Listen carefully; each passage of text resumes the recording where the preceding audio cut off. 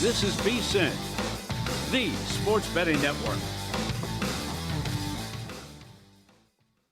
Always follow the money. That's what I always say. You always follow the money. Yeah. This is Follow the Money with Mitch Moss and Pauly Howard on VSiN. Thanks for checking in, watching today on YouTube TV, listening on SiriusXM channel 158, iHeartRadio, TuneIn Radio, or any of our great affiliates across the country. Coming up in this hour, Pauly, we do finally get NFL awards announced tonight. Yes. We'll update because some books are allowed to keep them up. They were still up as of this morning. Of course, prediction markets will hold them up pretty much the entire time. David Purdum on the program, bottom of the hour. We'll get into mention markets and how popular they have become. And here we'll begin with tonight's basketball card. And before the break, at the end of the last hour, I told you that our producer, Luke, he's been tracking this angle. I'll just give it out here to begin. In college basketball, where he uses three sets of projections, right? He looks at Bart Torvik, Eric Haslam, and Greg Peterson here at vsin.com. And if they all have one team favored, but the other team is actually favored in the market at sportsbooks, the example tonight would be all three projection sites have Lindenwood favored between 2.5 and 3.5 points. Arkansas, Little Rock. Luke, what's the latest here? 1.5 still on that game as they're favored? So Little Rock is favored.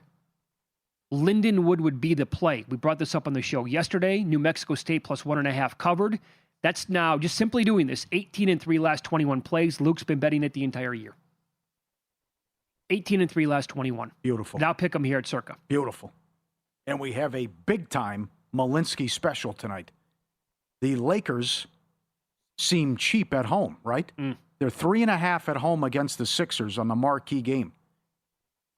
This is the Lakers' first home game since January 18th, the Grammy road trip, and they have played 8 straight on the road. So after that East Coast roadie, they are finally home. An all-time Malinsky special here with the Lakers. First home game since January 18th. Also, vsin.com, Makinen's trends, 1-day rest, 23-7 overrun for the Sixers. And it's 234. So I would expect points in this one, but a big Malinsky special. Then we got our guy, Cooper Flagg, going against the Spurs. You've had some weird results lately on these teams with the back-to-backs, but I think you have to keep riding the Flagg props. He's been so good, and now they're trading a lot of players. Who else is going to help him between injuries and guys sitting out?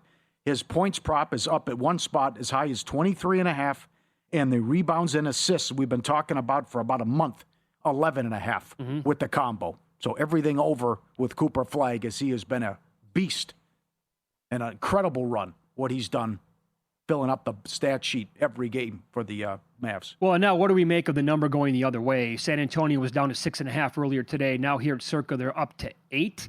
And again, back-to-back for them here in this spot. They beat Oklahoma City for the 4th time in the regular season last night.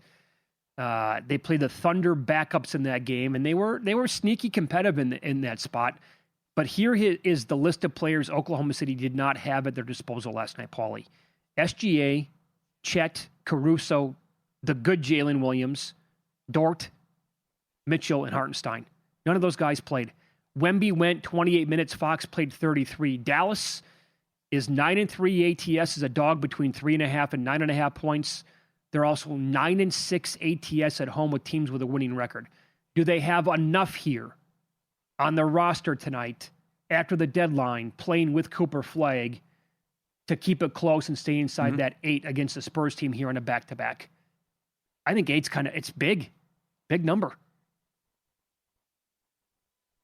I could see your case, but you don't know. Sometimes these guys rise to the occasion too, you know? And also, like that, you can make the case for Golden State tonight. I'd say Boston looked like Boston-Houston last night. The overreaction to, hey, there's a key guy out. Sure. Or key players out, and then the backups, someone has a out-of-body experience in a big game, and they sometimes win the game outright. So we've seen that many times, and that's also, I wouldn't be surprised if Dallas keeps it close, but also if Golden State can upset Phoenix tonight, and Phoenix has done very well on an 8-2 ATS. I think 8-2 or 9-1, whatever Mackinnon had. I'll get in a second. Against Golden State? Yeah, at home. 9-2 at home. 9-2, thank you. But then again, so many guys out with Golden State, and they made the big trade today. But it also body language, and that we talked about it with the Clippers.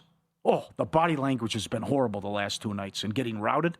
I can't imagine Golden State's excited about a guy like Porzingis, who's always sick and hurt, as your big acquisition when you were chasing Giannis. Not that you were going to get him, but you were expecting to make a big move at the deadline. So you kept Green, but Kuminga and Buddy move on, and now you're waiting on Porzingis. Okay, so somebody has to play for Golden State, much like Oklahoma City last night, and somebody's going to have to score some points, right? Yeah. So I made the case for Santos in his last game. He's gone over quite a few times. But Santos tonight for Golden State, I played over 9.5 minus 110. Last 4 games, he has scored 13, 16, 16, and 11, and he played a minimum of 22 minutes in those games. So one would assume tonight that he's going to give, and he's getting enough shots up, obviously, take some threes, where he's going to play in that 25-minute range. He'll probably take 7, 8, hopefully 10 shots, and maybe he'll climb the ladder a little bit. The other guy is Quentin Post.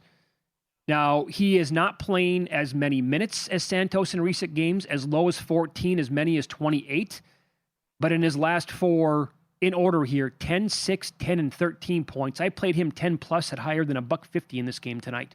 Again, it's just attacking some backups here who probably more minutes, and they've been actually doing a pretty decent job scoring points here lately. I'll give you another one, too. The Jazz have been frisky. Now, I wouldn't be surprised if the Jazz hang around tonight, too. Catch a 9.5 in Atlanta. Yep. The last 4 meetings have gone over. It's 244.5. But, there was a lot of hype and a lot of people making the case for Atlanta in the offseason. Well, Trae Young's been traded and Porzingis is gone. So now they're certainly not the team that we expected. And also with the win-loss record. I mean, I'm shocked that they're scuffling and under 500 here. But I wouldn't be surprised if Utah can hang and be competitive, and they pulled several upsets this year. I know it's again. This is a team though that needs to lose games to keep that pick in the top 8. It's protected, otherwise it goes to Oklahoma City. But if they go out there tonight with a decent enough roster, I would not be stunned if they actually win this game, because the Hawks are just abysmal overall. I don't like them. I played over 239.5 on the overnights, basically as soon as it came out last night. We'll see how that goes with 5 points of CLV as we speak. You mentioned the overs. The first time these two teams played, it was 132 to 122. How about Jalen Johnson the first game? He had 31, 18, and 14. His PRA tonight is 44.5. At the website, vsin.com/NBA props, he is projected for 44.1 PRA tonight, which would go under that. But his last game out against Miami, he had 29, 11, and 11. He had 33, 11, and 10 the game before that. I saw plus 145 on him to have a triple-double tonight. And another guy that I wanted to attack, and Zach Cohen did a good job detailing this at vsin.com. I would highly suggest you go read his breakdowns every single day on the website for the NBA slate. But he bet Okonkwo over his points prop. No Porzingis. He's questionable. It's 16.5. It opened up flat. It was bet to like minus 125.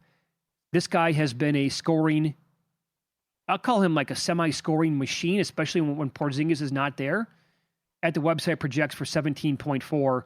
DraftKings bumped up to 17.5. I have not played this yet, but I thought about playing 20 plus, and I will probably get down on 16.5 over like minus a quarter at some point here.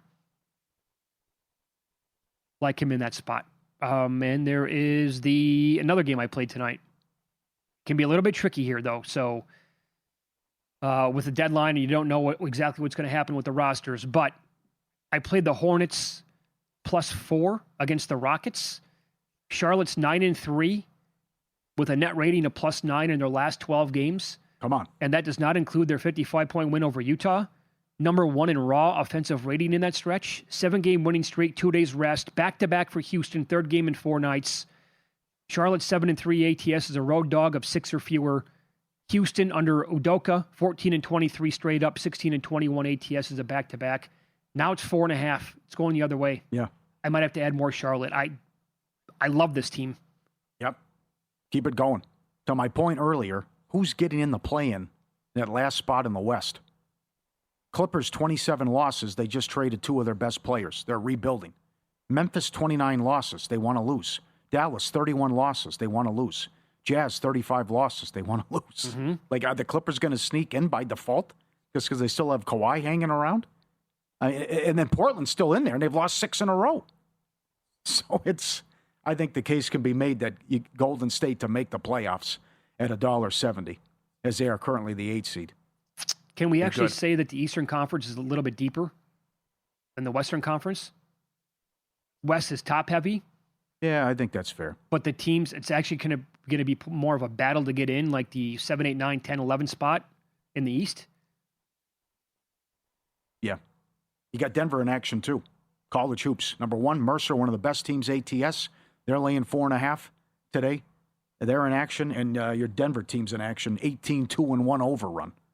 They're playing tonight. They get North Dakota State, open 161.5. It was down to 156.5 earlier today.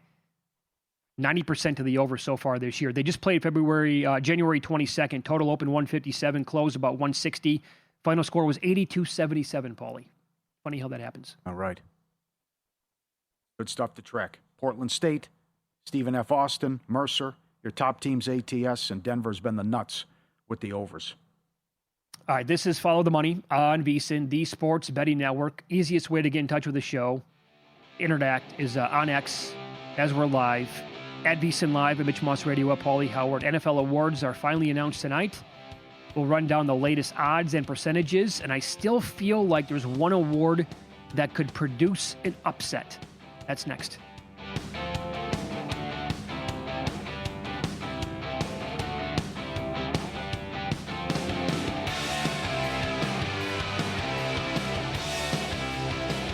So you're listening to this podcast because you want an edge. But what if I told you you're only halfway there? You've got the mindset. Now it's time to get the toolkit to match. Here's the thing. Pro bettors spend thousands on data and tools, but what they don't want you to know is you can get the same edge for a fraction of the cost with VSiN Pro. With VSiN Pro, you get access to expert picks, public betting data, prop projections, powerful tools, analytics, and more. Tap the link in the description and see why thousands of bettors are already using VSiN Pro to cash more bets.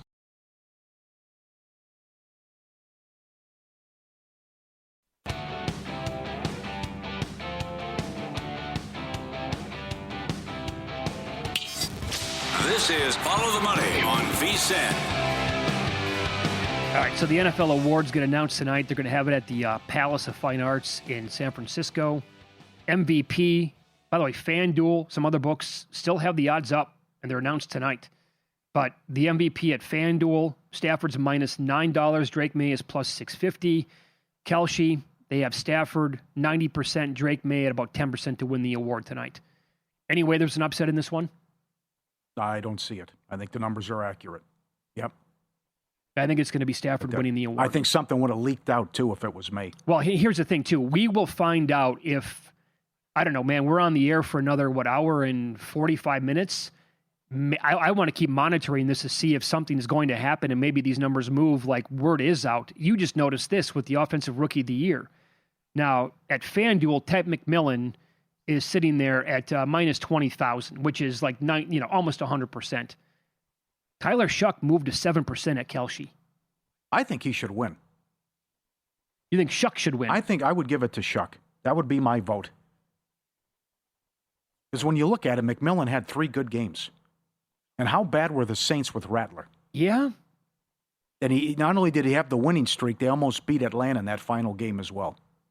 So I agree with the move. I think it should be a lot higher, though, in terms of percentages. But I would give it to Shuck, but it's McMillan is an overwhelming favorite. And JSN came down a little bit. He was 91%. He's now 88% at Kelce. Yeah, and so he was, remember he got as high as minus 7,000 to win, I believe was the number, Offensive Player of the Year. He's down to a minus 1,100 favorite right now, which is still, heavy favorite to win the game, higher than 90%. And Nakua is sitting there at plus 750. I hope this is kind of like an NFL draft with some of these, because I would find it wildly amusing and entertaining if, like, suddenly, I don't know, in the next 90 minutes, hey, look at this. I'll just use that as an example. JSN goes to minus $2 and Puka comes all the way down to like whatever the number would be. Well, this is who knows yeah, what. Yeah, this is great stuff here about when does word leak out. Mm-hmm. Years ago we used to look at the Super Bowl with the national anthem after they would do the rehearsal, and everyone would clock it and say, "Okay, there it is," with the draw. But if word starts to leak out, see how crazy it gets with the movement and what could happen. And I may have found that market, by the way. It could be Defensive Rookie of the Year. Okay. Now at FanDuel, Carson Schlesinger is down to $7. He was, I don't even know how high the number was. It was 10 times that. Not that long ago. Like he was, when you looked at the odds, he was again almost 100% to win. And Nick Amanwari, the safety for the Seahawks, before we came back from commercial, was plus 410. He's now plus 390. Earlier today, he was plus 650. And he was lower than 10% at Kelce. He's now sitting at 10% right now to win. He's still, Schlesinger's 92% to win at Kelce. But could this be the one where, or would this just be better saying, mistakenly betting a player on the Seahawks because they made the Super Bowl, not realizing that the awards are actually voted on like within 48 hours after the regular season ends? Maybe that's something that is kind of baked into this as well. I think if we're going to get, and it maybe comes from there, but if we have a true upset tonight, I think it might come in the Coach of the Year. That thing was razor thin, man, and super tight down the stretch. I'm surprised there isn't more love for Ben Johnson, what he did. Remember how bad the Bears were offensively and just a mess? I do. I mean, the clock issues, everyone anti-Caleb Williams. They blew the pick. They made a mistake. One play away from going to the NFC title game. And I got news for you, too. That was not the easiest schedule in the last 30 years of the league. Yeah, no kidding. They had to go through what was the best division with records ever last year, with how Detroit won 15, Minnesota won 14, Green Bay won all three playoff teams. And that team came from dead last, and they were completely lost, and they completely flipped it, and they won that division. Now, I think Shanahan and Ben Johnson had amazing cases, as did Liam Cohen. But I think that, keep this in mind too, that the second and the third place votes matter with something like this. And maybe Vrabel gets first place votes, but he doesn't get enough second and third place votes. And somehow one of the other guys that we just talked about pulls off what would be considered a pretty big upset at this point. We brought up Defensive Rookie of the Year and how the odds have been dropping today. Well, the guy who is now down to plus 390, coming from the clouds the way it might look, Nick Amanwari, he was banged up in practice yesterday for the Seahawks. There was video of him coming out of a vehicle, limping around a little bit. Here's his head coach, Mike McDonald, talking about his confidence in Amanwari playing on Sunday.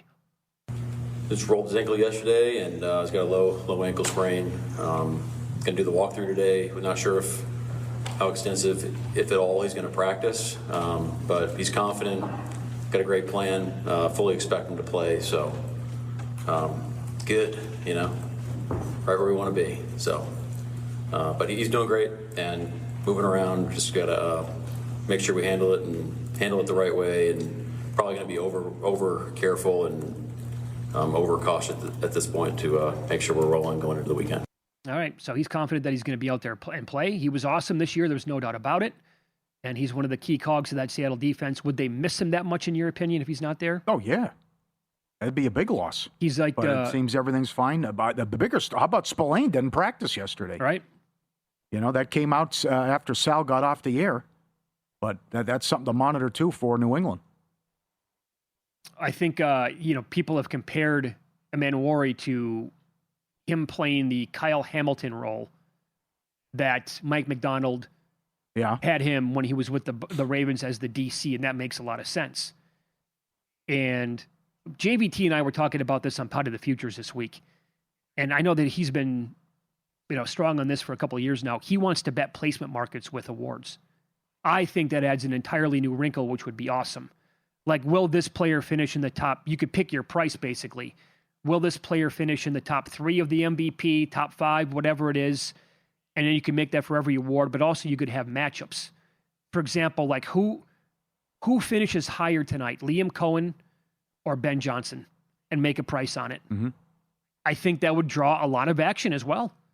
Well, just look at the response that we're going to talk about with Purdum with the mentions. Absolutely. I mean, there's 45 ways to bet what Collinsworth is going to say.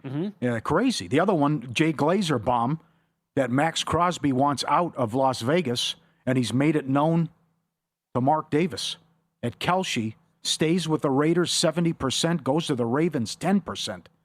Imagine the haul they could get for this guy. Yeah. How about that package? Hey, I got Crosby in the number 1 pick. Let's talk. I'm open for business.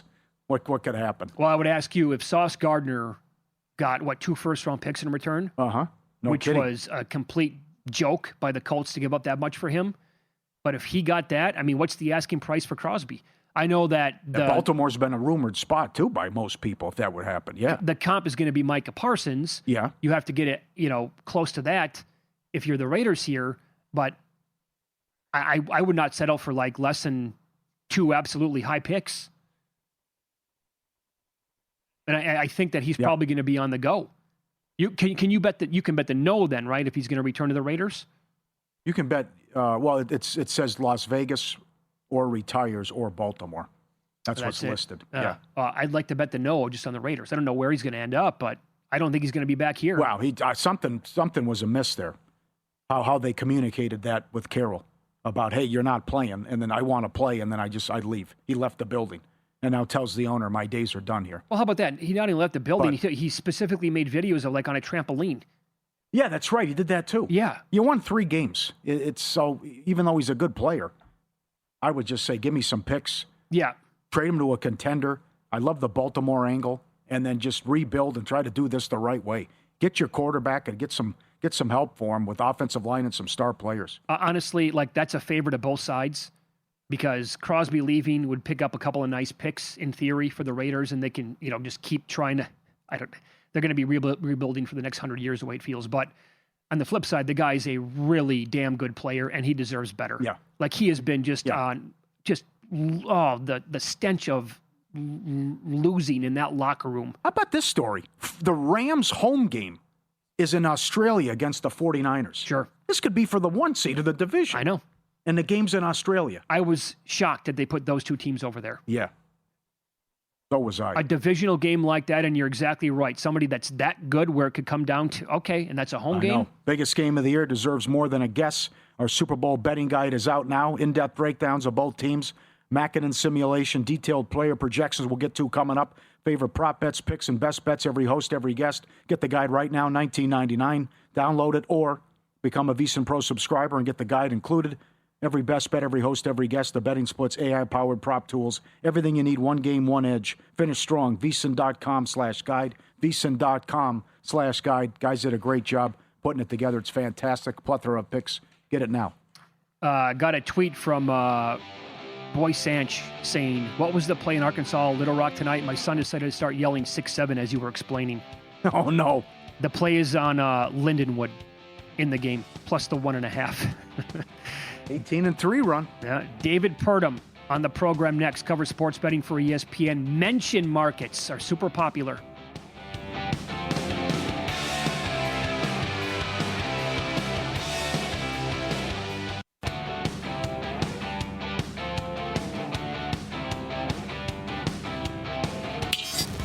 This is Follow the Money on VSiN. Don't believe how popular mention markets are now at places like Kalshi, Pauly Market as well. I think my email, my inbox has been flooded multiple times this year by offshore books trying to match them. And because they keep coming up with more and more things that are going to be said or not said during the broadcast. And there was a great story this week written on ESPN.com. David Purdum is excellent covering this crazy racket called sports betting and is kind enough to join us here on Super Bowl week on the Progressive Guest Line. Hey, David, good afternoon. Thanks for the time today. How are you? I'm doing great. Staying busy with the Super Bowl. No doubt. When did you realize how popular these mentions were becoming, and it was probably worth your time to dig into it and write a story about it? Right at the beginning of the playoffs, I started just seeing more and more talk about them on social media. And I had, like you mentioned, I had an offshore bookmaker go say, hey, we used to do these things too, and put them out. So I started learning about the history of it a little bit. And then when I got a company to look into the data for me, they started showing me how much it had exploded since the beginning of the year. In the playoffs, it was up like 7 times the amount per game was wagered on that. And we're talking it gets up to, 7 figures in total amount traded on these markets. So just what the announcers are going to say during a game. Yeah. So I'm interested in your answer here because the growth has been incredible, but how big it can get and also how long it can last because the NFL doesn't like it. The NFL is not a huge fan of anything that can be kind of controlled or manipulated from the outside. And this is, of course, any announcer could say whatever the phrase has been. And there's been earnings calls, business earnings calls, which have mentioned markets.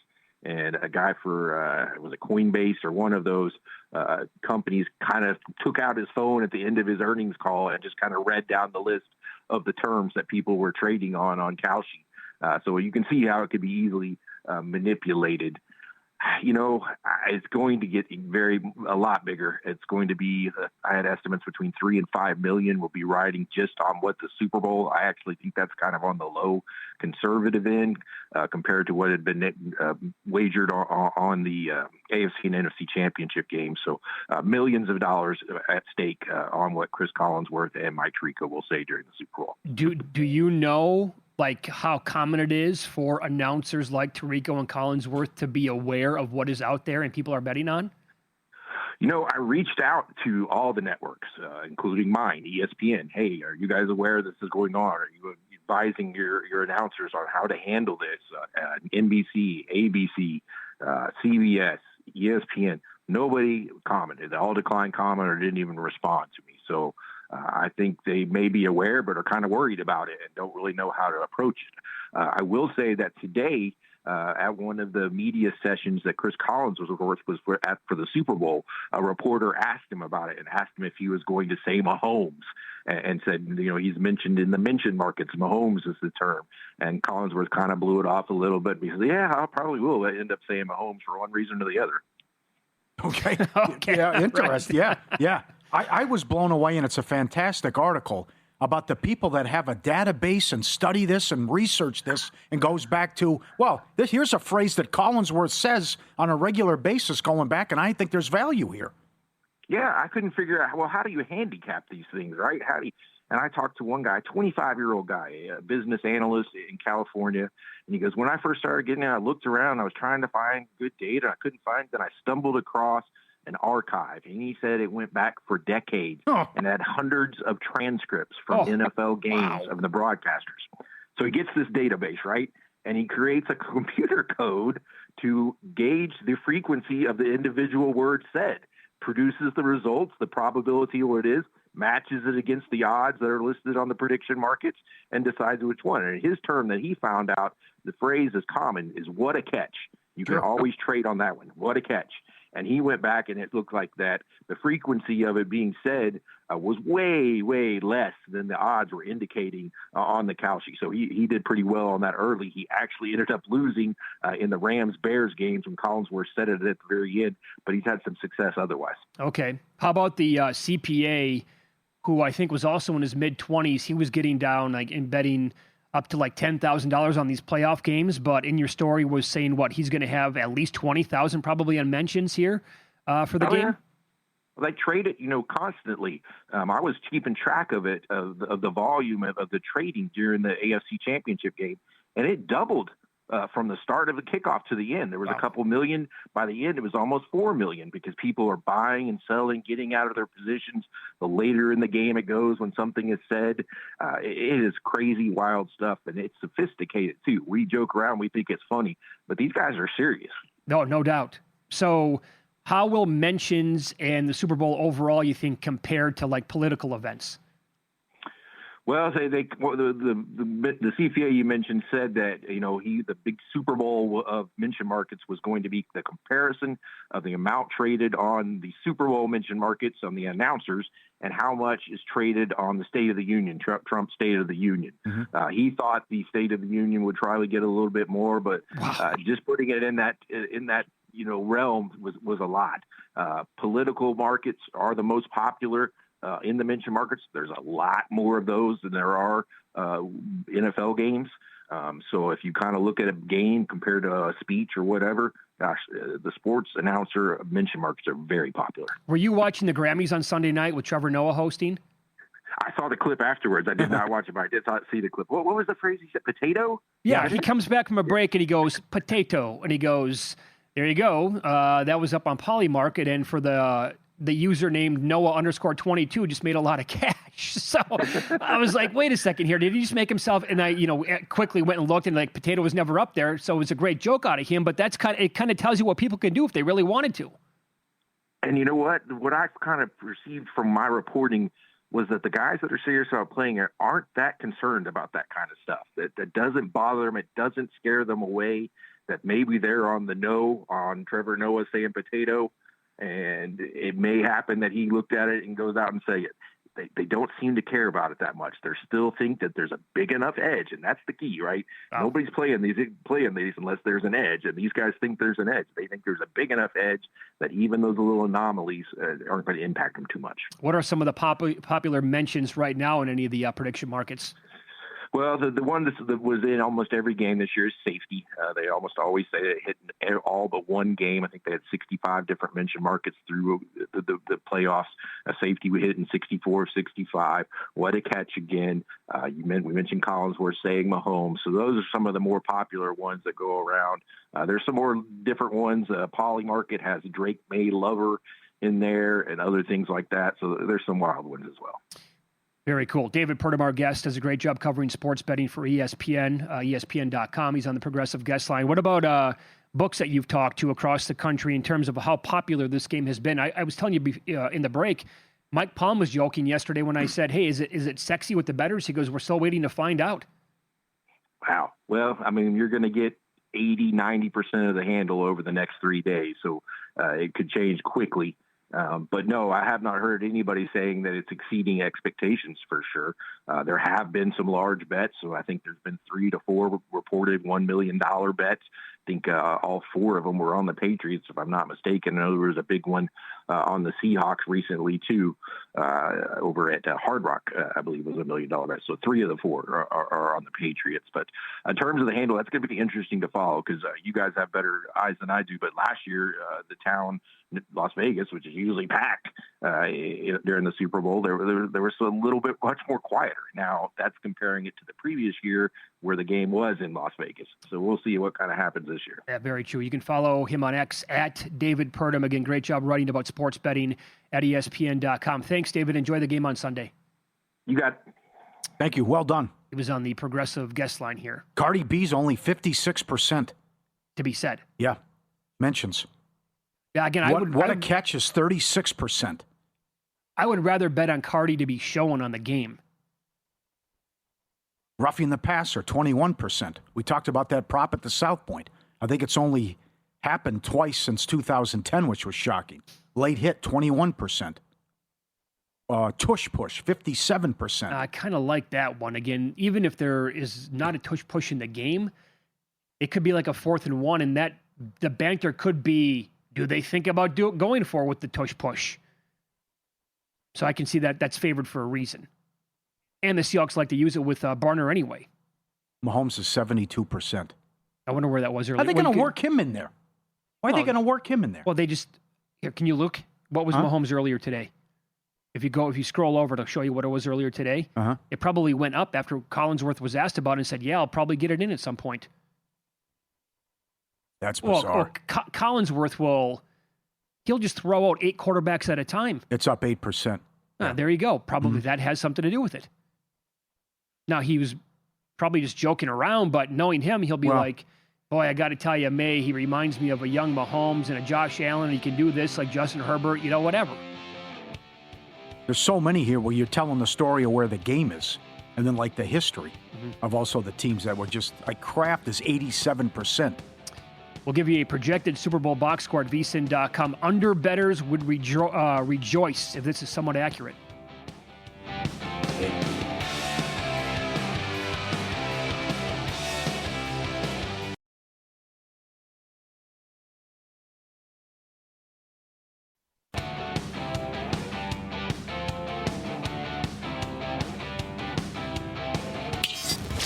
This is Follow the Money on VSiN.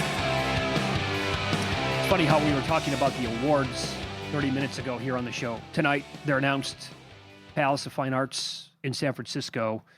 And, all of them were basically, but the coach of the year, defensive rookie of the year, some of them were not like minus 20,000. Well, offensive rookie of the year, Tet McMillan was minus 20,000 to win.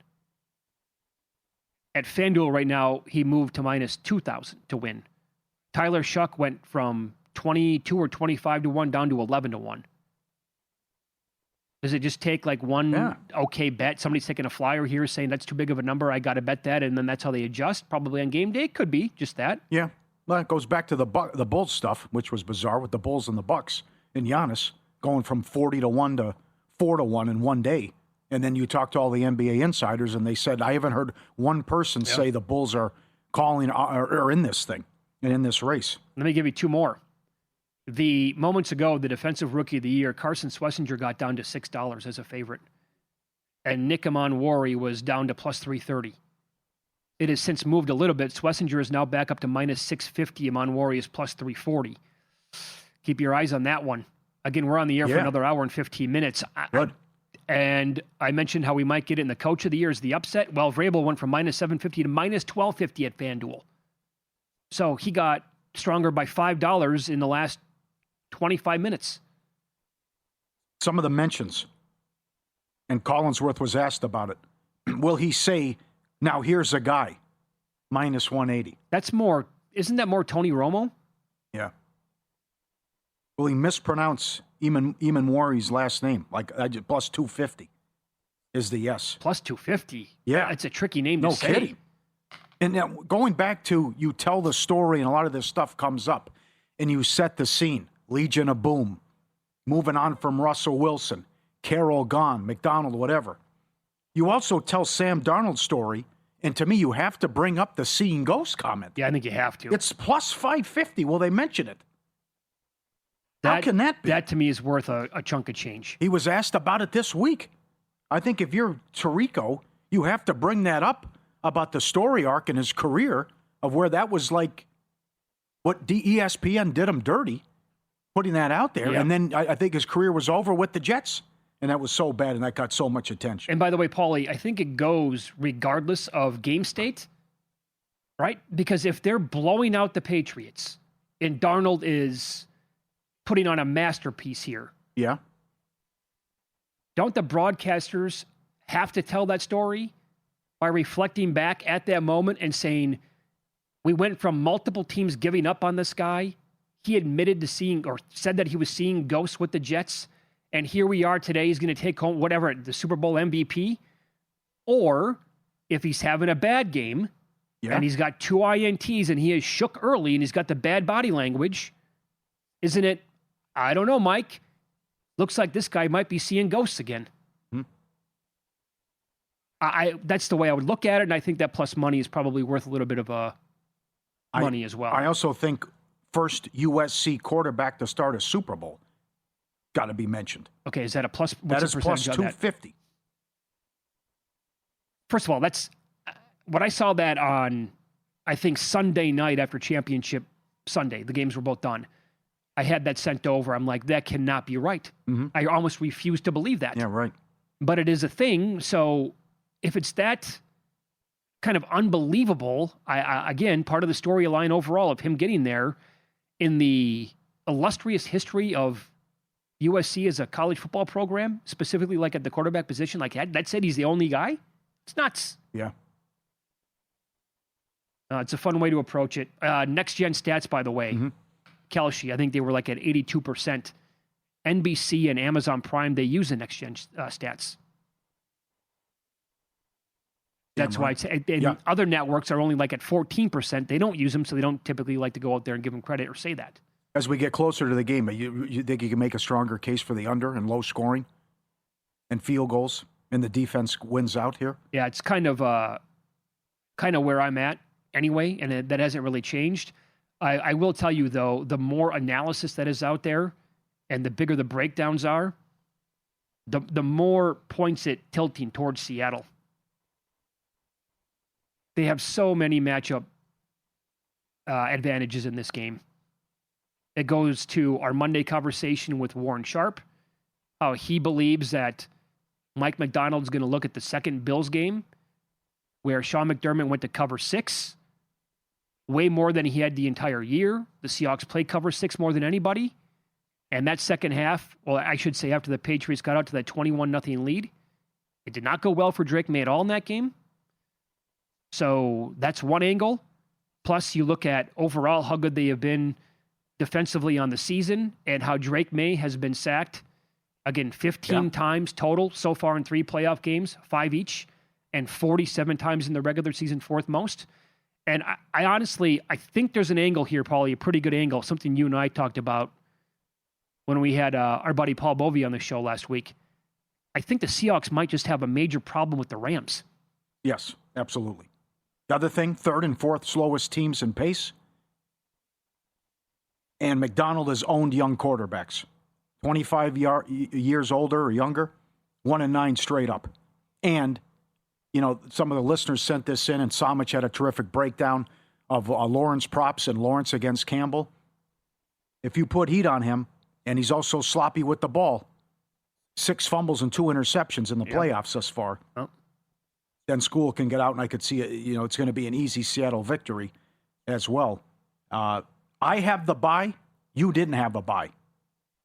And you played the 49ers. Yeah, 2-14-1 ATS. That's pro Seattle, as New England had to start with the wild card round. That favors them, too. That's from Evan Abrams. All right, let me tell you about this projected box score at the website, vsin.com, from Steve McKinnon. I will point out now, he has done this the last 5 years, like the specific criteria that he is putting into the Super Bowl matchup. It started with the Tampa Bay game against Kansas City. He had, before the game, Tampa Bay outright and the under. He had the Rams-Bengals game being tight and the under. Started 4-4. 2023, he projected a Philadelphia win. That was woulda, coulda, shoulda. They led a lot of that game, but his yardage and play projections were very close in a high-scoring game. 2024, projected a 26-21 Kansas City win. The final score was 25-22. And last year, his forecast projected a comfortable Eagles upset.